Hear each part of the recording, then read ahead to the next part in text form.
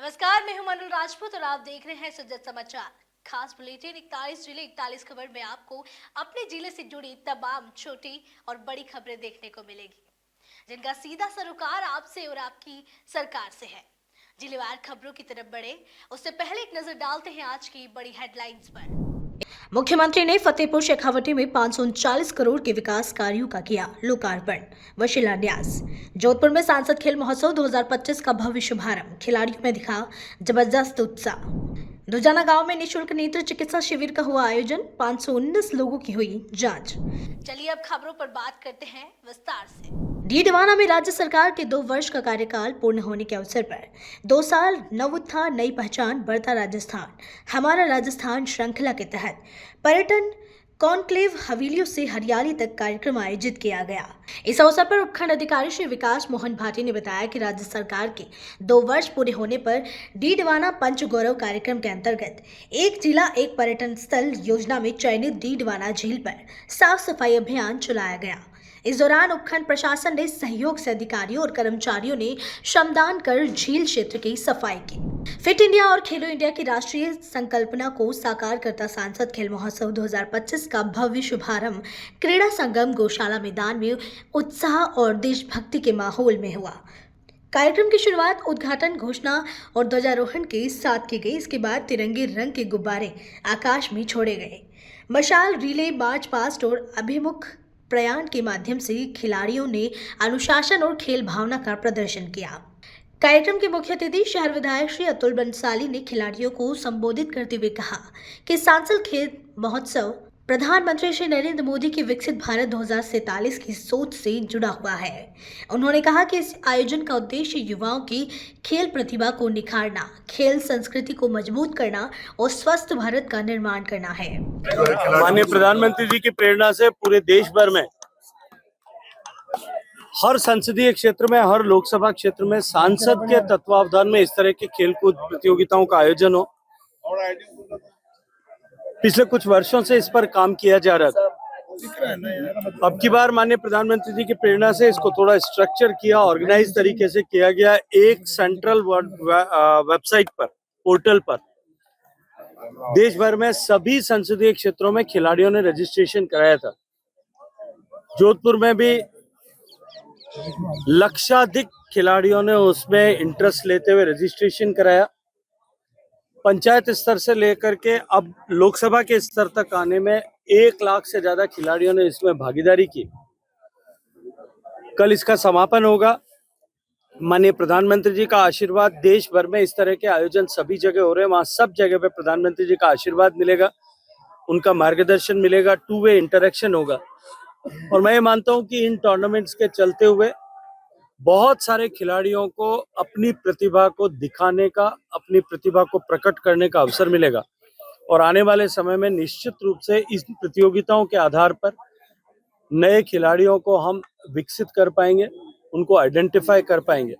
एक खिलाड़ी होने के नाते मैं इतना जिम्मेदारी से कह सकता हूं कि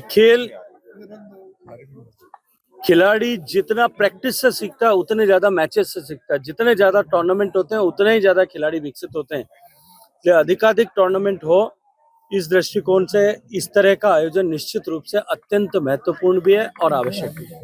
2025 फिट युवा और रंग और विकसित भारत, और जिस तरह से 2014 के बाद विकास की गंगा के साथ साथ मनुष्य को, देश के आने वाली पीढ़ी को एक स्वस्थ रखने की परंपरा का निर्वहन हमारे देश के यशस्वी प्रधानमंत्री माननीय नरेंद्र मोदी जी ने प्रारंभ किया और कर रहे हैं। आज तक वो निरंतर अनवरत और सालों साल बड़े रूप से जारी है। ब्यावर में जनप्रतिनिधि श्री देवी शंकर भूतड़ा ने कहा कि एसआईआर मतदाता सूची का शुद्धिकरण है और यह चुनाव को पवित्र व निष्पक्ष बनाए रखने की आवश्यक प्रक्रिया है। उन्होंने कहा कि यदि मतदाता सूची ही शुद्ध नहीं होगी तो लोकतंत्र कैसे मजबूत रह सकता है। इसी उद्देश्य से चुनाव आयोग ने वर्ष 2025 में एसआईआर कराने का निर्णय लिया है। श्री भूतड़ा ने कहा कि एक मतदाता का नाम एक से अधिक स्थानों पर नहीं होना चाहिए।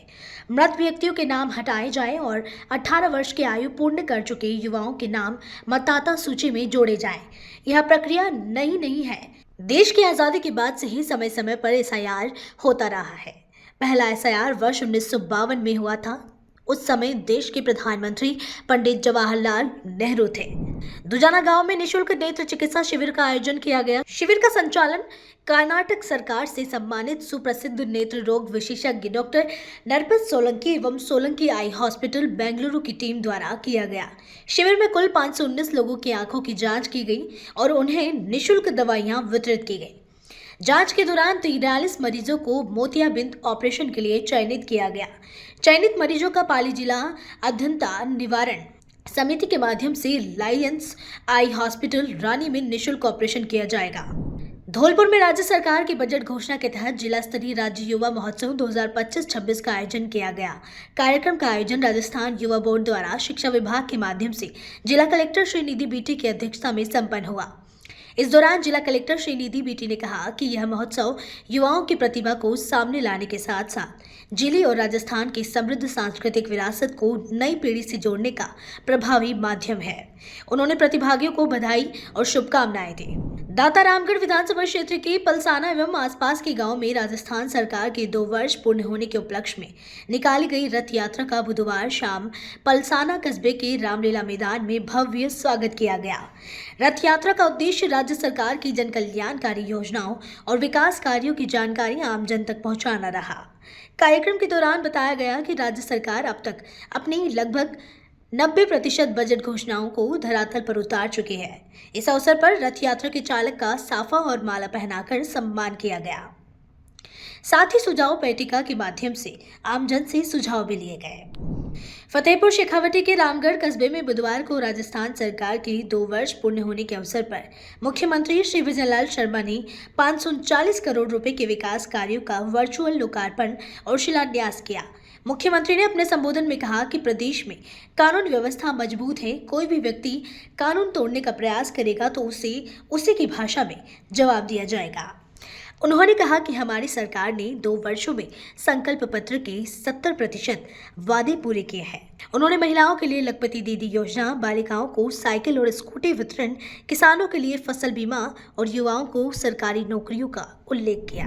आज विकास कार्यों का शिलान्यास और लोकार्पण और उसके अलावा रामगढ़ शेखावटी को नया विकास खंड सर्जित करने पर धन्यवाद सभा के रूप में माननीय मुख्यमंत्री जी की एक विशाल आम सभा हुई है और माननीय मुख्यमंत्री जी ने पिछले 2 साल में जिन जिन क्षेत्रों में उल्लेखनीय प्रगति की उसके साथ साथ शेखावटी की धरा पर यमुना का जल लाने का संकल्प फिर से दोहराया और उम्मीद की है कि इसी आने वाले वर्ष में उस कार्य का भी बहुत जल्दी शिलान्यास होगा। मंत्री इस ऐतिहासिक कस्बे में आया है और इस संकल्प के साथ आए कि यहाँ विरासत ने जो दिया, यहाँ की छतरियाँ, यहाँ की हवेलियाँ, वो पर्यटन के लिए एक द्वार की तरह वापस खुल जाए, वो टूटे नहीं, उसका संरक्षण हो और उसके साथ ही 487 करोड़ के विकास की सौगात यहाँ देकर गए हैं। यहाँ किसानों को आश्वस्त करके गए हैं कि वो दिन दूर नहीं जब हरियाणा से चलकर यहाँ यमुना का पानी आएगा। आप देख रहे हैं बदलाव को और इस बदलाव का एक कारण यह भी है कि शेखावटी उपखंड अधिकारी यहाँ बैठते थे परंतु किसी सरकार ने ध्यान नहीं दिया। भजन लाल जी ने यहाँ पंचायत बनाने का काम किया रामगढ़ को। भजन लाल जी ने यहाँ ग्राम पंचायतों की संख्या बढ़ाई, इससे विकास का रास्ता खुलेगा। निश्चित तौर पर आज की ये सभा यादगार सभा है। मुख्यमंत्री श्री विजयलाल शर्मा के दिशा निर्देश पर पर्यटन विभाग और टोंक जिला प्रशासन ने बुधवार को बनास महोत्सव का आयोजन किया। देर शाम चतुर्भुज तालाब पर कलेक्टर कल्पना अग्रवाल ने दीपदान कर नववर्ष 2026 में जिले की प्रगति और खुशहाली की कामना की। महिला और बाल विकास विभाग के आंगनबाड़ी कार्यकर्ताओं और अन्य कार्मिकों ने रंगोली बनाकर तालाब की पाल पर दीपक जलाए। इस कार्यक्रम में जिला अधिकारी, प्रबुद्ध नागरिक और आमजन भी उपस्थित रहे। आज अभी शाम को यहाँ पे चतुर्भुज तालाब पे दीपदान का कार्यक्रम रखा गया है, साथ ही बाद में कवि सम्मेलन रखा गया है। तो टूरिज़्म डिपार्टमेंट द्वारा बनास महोत्सव के आयोजन की गतिविधियाँ आयोजित की जा रही है, जिसमें नगर परिषद टोंक द्वारा जो यहाँ की ये जो चतुर्भुज तालाब की व्यवस्थाएं हैं, ICDS डिपार्टमेंट, इन सब के सहयोग से कार्य किया जा रहा है। वल्लभनगर उपखंड मुख्यालय पर विभिन्न विकास कार्यों के लोकार्पण और शिलान्यास कार्यक्रम का आयोजन किया गया। इस अवसर पर विधायक श्री उदयलाल डांगी ने विकास कार्यों का लोकार्पण और शिलान्यास किया। साथ ही प्रधानमंत्री आवास योजना और प्रधानमंत्री स्वनिधि योजना के अंतर्गत लाभार्थियों को चेक वितरित किए गए, जिसे प्राप्त करते ही उनके चेहरे खुशी से खिल उठे। लाभार्थियों ने कहा कि राज्य सरकार की योजनाओं से उन्हें आर्थिक संबल मिला और उनके जीवन में सकारात्मक बदलाव आया है। विधायक ने आमजन को संबोधित करते हुए कहा कि क्षेत्र का समग्र विकास मेरी सबसे बड़ी प्राथमिकता है और सरकार की जन कल्याणकारी योजनाओं का लाभ अंतिम व्यक्ति तक पहुंचाना मेरा संकल्प है। 84 विधानसभा क्षेत्र के पीठ बचड़िया गांव में राज्य सरकार की दूसरी वर्षगांठ के अवसर पर ग्रामीण सेवा फॉलोअप कैंप का आयोजन किया गया। इस कैंप का उद्देश्य ग्रामीणों की समस्याओं का त्वरित समाधान करना और पात्र परिवारों को सरकारी योजनाओं से जोड़ना रहा। दोनों ग्राम पंचायतों में लगाए गए शिविरों में कुल 762 ग्रामीणों ने विभिन्न योजनाओं का लाभ उठाया। इसके साथ ही जागरूकता रथ भी गांव-गांव पहुंचा, जिसके माध्यम से सरकार की जन कल्याणकारी योजनाओं और बीते 2 वर्षों की उपलब्धियों की जानकारी ग्रामीणों तक पहुंचाई गई। राष्ट्रपति द्रौपदी मुर्मू ने रविवार को विकसित भारत रोजगार और आजीविका के लिए गारंटी मिशन VBG रामजी विधेयक 2025 को अपनी मंजूरी प्रदान कर दी। ग्रामीणों ने इस फैसले पर खुशी जताई और प्रधानमंत्री श्री नरेंद्र मोदी का आभार व्यक्त किया। श्रमिकों का कहना है कि अब उन्हें 100 दिन की बजाय 125 दिन रोजगार की गारंटी मिलेगी और वेतन का भुगतान 1 हफ्ते या अधिकतम 1 पखवाड़े में किया जाएगा, जिससे उन्हें आर्थिक मदद और संबल मिलेगा। यह नया कानून 2 दशक पुरानी महात्मा गांधी राष्ट्रीय ग्रामीण रोजगार गारंटी अधिनियम की जगह लेगा और केंद्र सरकार के विकसित भारत 2047 विजन से जुड़ा हुआ है। इसका उद्देश्य ग्रामीण भारत में रोजगार को अधिक उत्पादक, टिकाऊ और अवसंरचना निर्माण से जोड़ना है। मोदी जी ने इसलिए इसका नाम चेंज कर दिया है क्योंकि इसमें भगवान का नाम आता है, जो कि राम जी। पहले इसका भुगतान राशि जो थी, पैसे पेमेंट, इसके भुगतान पहले महीने या 2 महीने में होता था, अब इसका भुगतान 7 या 15 दिन में हो जाएगा। पहले इसके दिन 100 दिन थे, अब बढ़ाकर 125 दिन कर दिए हैं। मनरेगा का नाम बदलकर जी राम जी किया है। ये खुशी के बाद भगवान का नाम भी आता है इसमें, और यह 125 दिन दिहाड़ी की है और दिहाड़ी बढ़ाने की भी बात हुई है।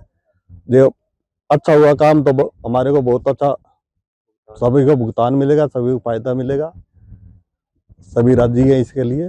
धन्यवाद नरेंद्र मोदी का, जो 100 दिन से बढ़ाकर 125 दिन दिहाड़ी की है। इसका पहला नाम नरेगा था, अब इसका नाम चेंज कर जी राम जी कर दिया है। और अब इसका पहले भुगतान 1-2 महीने बाद होता था, अब इसका भुगतान 7 दिन या 15 दिन में करना होता है।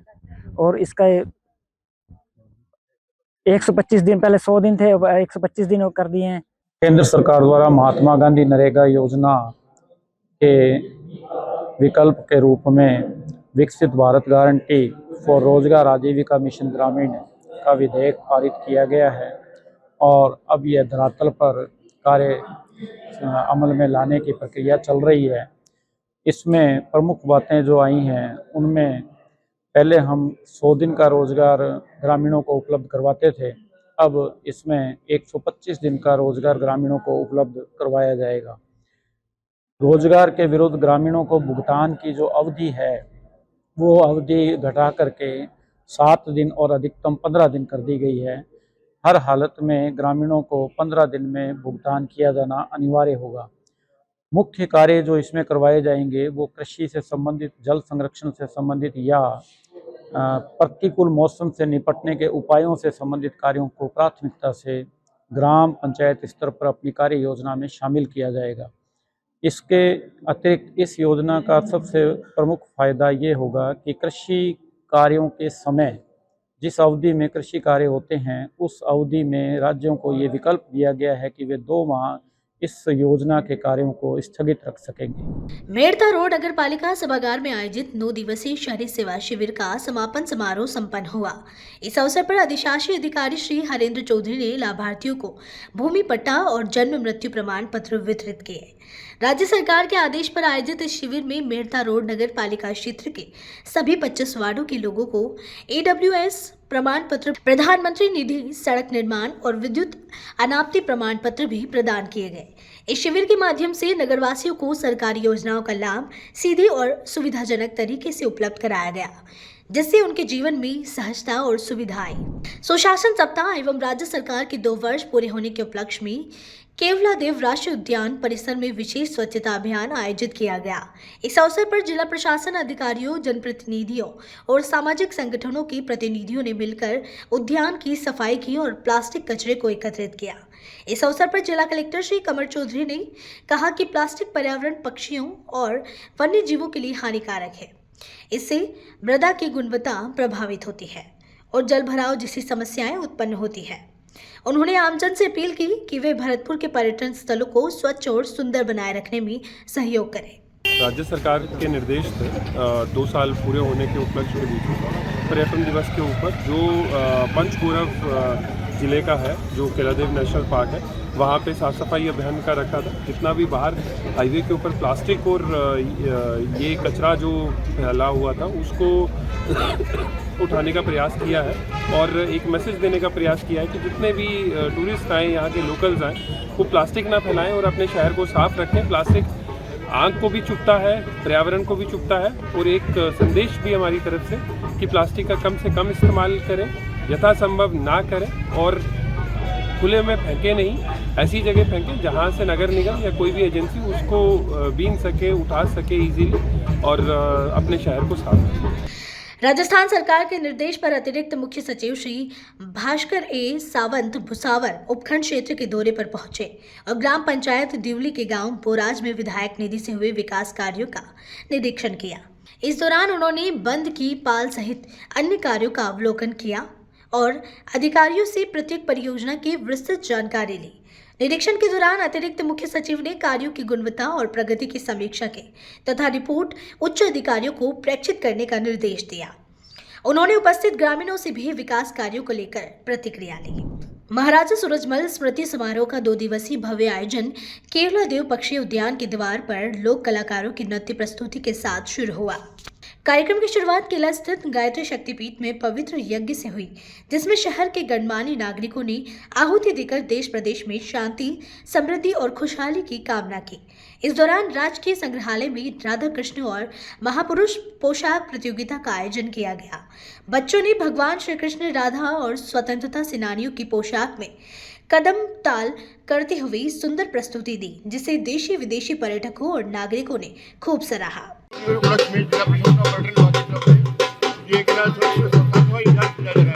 ये पंचगौर में शरीफ यहाँ पर किया जा रहा है। यहाँ पे ये सांस्कृतिक कार्यक्रम भी लगाया आपने। आने वाले पर्यटक का वेलकम के लिए भी है और आज महाराजा सूरजमल स्मृति समारोह भी है, तो सबको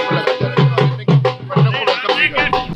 उप मुख्यमंत्री दिया कुमारी मंडावा दौरे पर रही। इस अवसर पर उनका स्वागत ठाकुर शिवार्जुन सिंह, अगत्देव सिंह और अनिरुद्ध सिंह के नेतृत्व में पुष्प गुच्छ भेंट कर किया गया। उप मुख्यमंत्री ने इसके बाद वार्ड 5 में स्थित गुलाब हवेली का दौरा किया। वहां विजेंद्र सिंह इंद्रपुरा और पुष्पेंद्र सिंह के नेतृत्व में उन्हें चुनरी और पुष्प गुच्छ भेंट कर सम्मानित किया गया।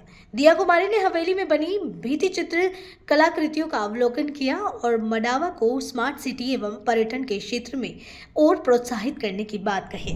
परिवहन विभाग ने सिंघाना से खेतड़ी मार्ग पर बिना वैध परमिट चल रही निजी बस को सीज कर दिया। बस के संचालक पर 35,000 रुपये का जुर्माना भी लगाया गया। यह कार्रवाई संपर्क पोर्टल पर दर्ज शिकायत के बाद की गई। परिवहन निरीक्षक श्री राजेंद्र सिंह के अनुसार बस का परमिट खेतड़ी से जयपुर मार्ग के लिए था, लेकिन यह बस सिंघाना से यात्रियों को लेकर चल रही थी। जांच में परमिट का उल्लंघन पाया गया। बस को नानूवाली बावड़ी क्षेत्र में रुकवाकर खेतड़ी थाने में खड़ा किया गया। यात्रियों को दूसरी बस में बिठाकर सुरक्षित उनके गंतव्य तक भेजा गया। परिवहन विभाग ने कहा कि नियमों का पालन नहीं करने वालों के खिलाफ सख्त कार्रवाई जारी रहेगी। बस की शिकायत प्राप्त हुई थी कि ये बस सिंगाना से जयपुर चल रही है, जबकि इसका परमिट खेतड़ी से जयपुर का है। सिंगाना से खेतड़ी तक ये बिना परमिट पाई गई, तो नियमानुसार कार्रवाई करके इसे खेतड़ी थाना में सीज किया गया है। राजस्थान हाईकोर्ट के आदेशों के पालन में सुल्ताना कस्बे के जोड़िया रोड पर खसरा नंबर 1090 की सरकारी जोहड़ भूमि से तहसील प्रशासन ने अतिक्रमण हटाने की कार्रवाई चिड़ावा तहसीलदार श्री राम कुमार पूनिया के नेतृत्व में जेसीबी मशीन की मदद से की गई। सुबह श्री कृष्ण गौशाला के सामने बड़ी संख्या में लोग जमा हुए और गौशाला समिति व स्थानीय नागरिकों ने गौशाला व काली माता मंदिर को अतिक्रमण हटाने से अलग रखने की मांग की। ज्ञापन सौंपने के बाद प्रशासन ने खसरा नंबर 1090 से करीब 24 से 25 अतिक्रमण हटाए। नायब तहसीलदार श्री बलबीर सिंह ने बताया कि जो परिवार लंबे समय से रह रहे हैं और जिनके पास स्थायी मकान है, उनके कच्चे या पक्के घर नहीं तोड़े गए, जबकि अन्य अतिक्रमण हटाए गए। राजस्थान जयपुर के PLPC प्रकरण के मामले में उसकी पालना करने के लिए हम सुल्ताना के खसरा नंबर 1090 गैर मुमकिन जोड़ में अवैध अतिक्रमणों को चिन्हित किया गया था, जिसमें लगभग 24 से 25 मकान थे। वो लगभग सारे ही मकान जो जिन्होंने बनाए वो सारे भूमिहीन थे, तो उनकी वैकल्पिक व्यवस्था नहीं होने के कारण उनके रहवास को छोड़कर जो अतिक्रमण था उसको हटाया गया। पूर्व प्रधानमंत्री भारत रत्न अटल बिहारी वाजपेयी की जन्म जयंती पर सांसद आवास पर श्रद्धा और सम्मान के साथ कार्यक्रम आयोजित किया गया। इस अवसर पर केंद्रीय कृषि एवं किसान कल्याण राज्य मंत्री और अजमेर सांसद श्री भागीरथ चौधरी ने वाजपेयी जी के चित्र पर पुष्पांजलि अर्पित की। इस दौरान श्री भागीरथ चौधरी ने कहा कि अटल जी केवल नेता नहीं बल्कि सुशासन, राष्ट्रवाद और विकास की मजबूत नींव रखने वाले युग पुरुष थे। उन्होंने कहा कि प्रधानमंत्री श्री नरेंद्र मोदी के नेतृत्व में केंद्र सरकार आज अटल जी के सपनों को साकार कर रही है। चाहे सड़क, रेल, रक्षा, कृषि या डिजिटल इंडिया की योजनाएं हो, सभी उनके विजन को आगे बढ़ा रही है। पूर्व प्रधानमंत्री भारत रत्न आदरणीय अटल बिहारी जी वाजपेयी जी की आज 100वां जन्म दिवस है। आदरणीय अटल जी ने इस देश के लिए, इस भारत की माटी के लिए, चाहे सामाजिक क्षेत्र हो, चाहे किसी भी क्षेत्र में उन्होंने जो आदर्श खड़े करके गए, मैं कह रहा हूँ आने वाली कई पीढ़ियां याद करेगी। चाहे विपक्ष में रहो, चाहे वो प्रधानमंत्री के रूप में रहो, चाहे विदेश मंत्री के रूप में, जो उनकी भूमिका थी केवल मेरा देश कैसे मजबूत हो, ये भारत माता कैसे इसका परम वैभव पूछे, उसके लिए उन्होंने पूरा जीवन उन्होंने खपा दिया। और उन्होंने कहा भी था एक जगह, संसद के अंदर सत्ता आती है जाती है, और परंतु ये मेरा भारत देश है, ये सुरक्षित रहना चाहिए। ये कितनी बड़ी बात है। उन्होंने राड नहीं मानूंगा, ठोर नहीं छोड़ूंगा, काल के कपाल में मैं इतिहास लिखता हूँ। उन्होंने कोई एक बहुत कवि भी थे वो, और उन्होंने इस देश के लिए बहुत कुछ किया। ये नहीं है कि वो भारतीय जनता पार्टी के एक कार्यकर्ता थे, परंतु मैं कह सकता हूँ ये वो देशभक्त थे, और उन्होंने इस देश के लिए, भारत माता के लिए जो काम करके गया, इस देश की जो गरिमा उन्होंने बढ़ा के गए, आज हम उसको नमन करते। उसी के उपलक्ष्य में आज यहाँ उनका जन्म दिवस मनाया गया। केंद्र सरकार ने विकसित भारत 2047 के लक्ष्य की दिशा में बड़ा कदम उठाते हुए मनरेगा योजना में बदलाव किया है। अब इस योजना का नाम विकसित भारत गारंटी फॉर रोजगार एवं आजीविका मिशन रखा गया है। इस बदलाव के तहत योजना में कार्य दिवसों को 100 से बढ़ाकर 125 दिन कर दिया गया है। इसके अलावा श्रमिकों और किसानों के बीच तालमेल के लिए फसल कटाई और बुलाई के समय 60 दिनों की छुट्टी का प्रावधान रखा गया है। इससे ग्रामीणों को कुल 185 दिन तक रोजगार उपलब्ध हो सकेगा। इस बदलाव को केकड़ी क्षेत्र में श्रमिक इस फैसले से खुश हैं और इससे गरीबों और जरूरतमंदों के लिए लाभकारी कदम बता रहे हैं। योजना में टिकाऊ संपत्ति निर्माण पर भी जोर दिया गया है ताकि सतत विकास संभव हो सके। हमारे को 125 हाजिरी देते हैं और इनसे हमको बहुत फायदा गरीब गरीबों के लिए। इससे हमारे घर खर्चा बहुत चलेगा। 125 हाजिरी प्रधानमंत्री जी मोदी जी को बहुत बहुत धन्यवाद। 100 दिन थे हमारे, अब 125 दिन हो गए, तो उसमें से फायदा ही मिलता है हमारे को। तो जैसे पैसे ज्यादा बढ़ोतरी होगी तो बच्चों को पढ़ाएंगे, लिखाएंगे और खर्चे में मिलेंगे आराम। धन्यवाद देंगे प्रधानमंत्री जी को और मुख्यमंत्री को धन्यवाद। पहले 100 दिन थे नरेगा में, तो हमारे मुख्यमंत्री जी ने 125 दिन कर दिए इसके, और जो पैसे भी बढ़ाए हैं इसमें। पहले जैसे कि 200 मिलते थे तो इस बार ज़्यादा मिलेंगे तो घर खर्चे में काम आएंगे हमारे, और हमारे जो बच्चे बच्ची है घर में पढ़ाई में भी काम आएंगे, खर्चे में भी काम आएंगे। पहले के योजना के अनुसार ही इसमें भी जो ग्रामीण क्षेत्र है उसमें रोजगार के अवसर सृजित करना और साथ ही एक आजीविका के लिए लोगों को एक आजीविका का संसाधन उपलब्ध करना इसके उद्देश्य हैं। पर जो पहले वाले बिल में और इसमें जो मेन डिफरेंस है वो ये है कि पहले में 100 दिन की रोजगार की गारंटी दी जाती थी, अब इस नए बिल में 125 दिन उसको बढ़ाकर 125 दिन कर दिया गया है। 41 जिले 41 खबर बुलेटिन में आज के लिए इतना ही। फिर मिलेंगे नई खबरों के साथ, तब तक के लिए देखते रहिए सुद्ध समाचार और हमारे चैनल को लाइक, सब्सक्राइब और शेयर करना ना भूलें। धन्यवाद।